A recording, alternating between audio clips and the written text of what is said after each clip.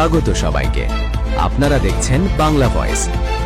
এটা কিন্তু খুবই নেতিবাচক প্রভাব পড়ে, কারণ একজনকে বহিষ্কার করা মানে গুরুতর অভিযোগে কিন্তু বহিষ্কার করা হয়, যেখানে আমি একদম ফাউন্ডিং মেম্বার এখানে, তো আমার তো ভূমিকা রয়েছে, তো আমাকে বহিষ্কার করা হয়েছে, অর্থাৎ কি হতে পারে সম্ভাব্য যে। পাশাপাশি আরেকটি বিষয় জানতে চাই যে আমরা কিছুক্ষণ আগে আরেকটি সংবাদ পেলাম যে দলীয় শৃঙ্খলা ভঙ্গের অভিযোগে আপনাকে এনসিপি থেকে বহিষ্কার করা হয়েছে। এটি নিয়ে একটু আপনার মন্তব্য জানতে চাই। প্যানেল দেয়া এটিই কি আপনার শৃঙ্খলা ভঙ্গের কারণ হিসাবে দল দেখছে, মানে আপনি প্রার্থী হওয়া সেটিকে দেখছে কিনা?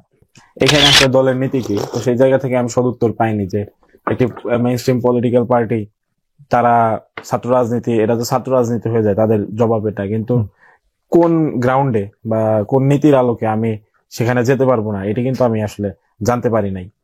তো সেই জায়গা থেকে আমার কাছে মনে হয়েছে যে তারা যদি আর একটু ব্যাখ্যা করতো তাহলে ভালো হতো, এবং তারা আমার কাছে জবাব চেয়েছিল, আমি সরাসরি তাদের কাছে উপস্থিত হয়ে আমি জবাব দিয়েছি। কিন্তু বহিষ্কারের কারণ কি আমি আসলে এখন পর্যন্ত জানি না, এবং আপনার কাছ থেকেই জানলাম আমি আসলে আমাকে বহিষ্কার করা হয়েছে।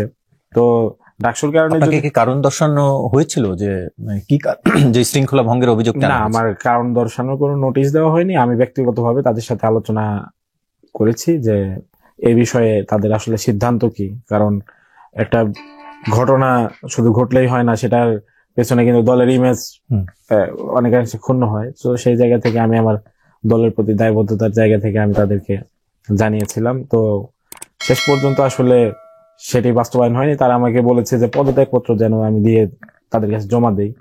তো আমি বলেছি পদত্যাগপত্র মানে যে দেব সেটার আসলে মূল কারণটা কি, তারা আমাকে কারণটা পুরোপুরি আর কি বলেননি। সেটি হতে পারে, তারা ভালো বলতে পারবে।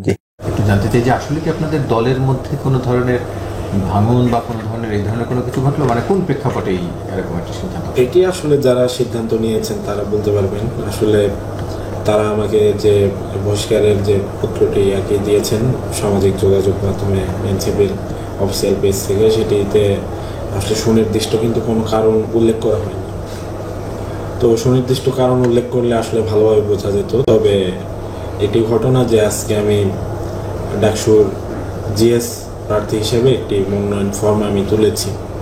তো আমার মনে হয় ঢাকা বিশ্ববিদ্যালয়ের যারা শিক্ষার্থী আছে তারা যে কেউই যদি তার ছাত্রত্বের বৈধতা থাকে তাহলে সেটি তুলতে পারে, এখানে তো কারো সমস্যা হওয়ার কথা না। তো সেই জায়গা থেকে গতকাল সম্মানিত আহ্বায়ক নাহিদ ইসলামের সাথে আমার কথা হয়েছে। নাহিদ ইসলাম আমাকে জানিয়েছেন যে এখানে তাদের সমর্থিত কোনো প্যানেল থেকে আমি যেন করি, এবং সেক্ষেত্রে আমাকে তাদের একটু আমার কনসিডার করে অনেক নিচে যেতে হবে, তো সেরকম কিছু একটা। তো আমি সেই জায়গা থেকে তাকে বলেছি যে আমার বিষয়টা একটু বিবেচনা করলে ভালো হতো, যেহেতু আমি ক্যাম্পাসে দীর্ঘ সময় দিয়েছি, ডাকসুর জন্য আন্দোলনও করেছি। তো পরবর্তীতে এনসিপি গঠিত হয়েছে খুব বেশি দিন না। তো এই ক্যাম্পাসের বিভিন্ন ইস্যু নিয়ে আমি কথা বলেছি। ঢাকা বিশ্ববিদ্যালয়ের ছাত্রলীগের বিরুদ্ধে আমি মামলা করেছি। তো স্পষ্ট কোনো নির্দেশনা না থাকলে আমি আসলে কেন করতে পারবো না। তো সেই জায়গা থেকে আমাকে হয়তো তারা বহিষ্কার করে থাকতে পারেন, এটির ব্যাখ্যা আসলে তারা দেবেন। তারপর কিন্তু আপনাকে কোন ধরনের না, আমাকে শোকজ করা বা এই জাতীয় কারণ জানতে চাওয়া সেভাবে জানতে চাওয়া হয়নি। আমাকে জনাব সদস্য সচিব জনাব আক্তার হোসেন আর কি বলেছিলেন যে তুমি পদত্যাগপত্র দিয়ে যেও। তো আমি বলেছি যে পদত্যাগপত্র দেব, কিন্তু তার কারণটা কিন্তু আমার জানতে হবে অবশ্যই, আমার কিন্তু সেই রাইটটা আছে। তখন তারা আমাকে বলেছে যে তুমি ডাকসু করতে পারবে এবং আমরা যেখানে দেব সেখানে। তো এই বিষয়টি আসলে বেশ আমার কাছে মনে হয়েছে একটু গোলমেলে।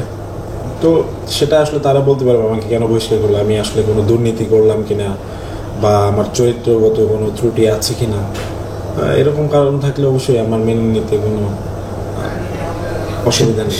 দলের এই সিদ্ধান্তটি গণতান্ত্রিক প্রক্রিয়া হয়েছে বলে মনে করেন? যেহেতু আপনি বলছেন যে আপনাকে কোনো নোটিশ দেওয়া হয়নি। যদি আমাকে অফিসিয়ালি ডাকা হতো, যদি আমাকে কারণ দর্শানোর নোটিশ দেওয়া হতো, আমি গিয়ে যদি আমার কারণ তাদের কাছে ব্যাখ্যা করতাম, তারপর যদি আমার সাথে তাদের বনিবনা না হতো, দলের স্বার্থ এখানে ক্ষুণ্ণ না হতো, মানে ঠিক থাকতো, তো সেক্ষেত্রে তাদের স্বার্থের সাথে না মিললে সেখানে আমাকে বহিষ্কার করে দিতে পারে, কারণ আমি রাজনৈতিক দলে যখন গিয়েছি এটার প্রতি আমি কমিটেড।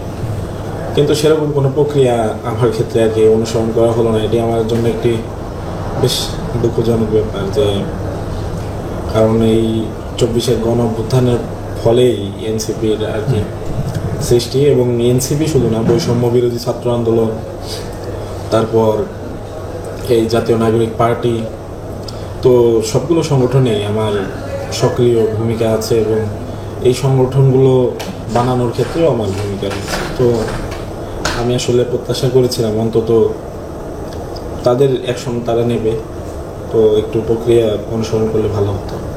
এটা কিন্তু খুবই নেতিবাচক প্রভাব পড়ে, কারণ একজনকে বহিষ্কার করা মানে গুরুতর অভিযোগে কিন্তু বহিষ্কার করা হয়, যেখানে আমি একদম ফাউন্ডিং মেম্বার এখানে, তো আমার তো ভূমিকা রয়েছে। তো আমাকে বহিষ্কার করা হয়েছে অর্থাৎ কী হতে পারে, সম্ভাব্য যে আর্থিক লেনদেনের অনিয়ম কিংবা চরিত্রগত কোনো ত্রুটি, এরকম কিছু একটা অভিযোগ হতে পারে। মানুষের ধারণা খুব স্বাভাবিকভাবে সেটাই হবে, কিন্তু আসলে তারাই বলতে পারবেন ঘটনা কি।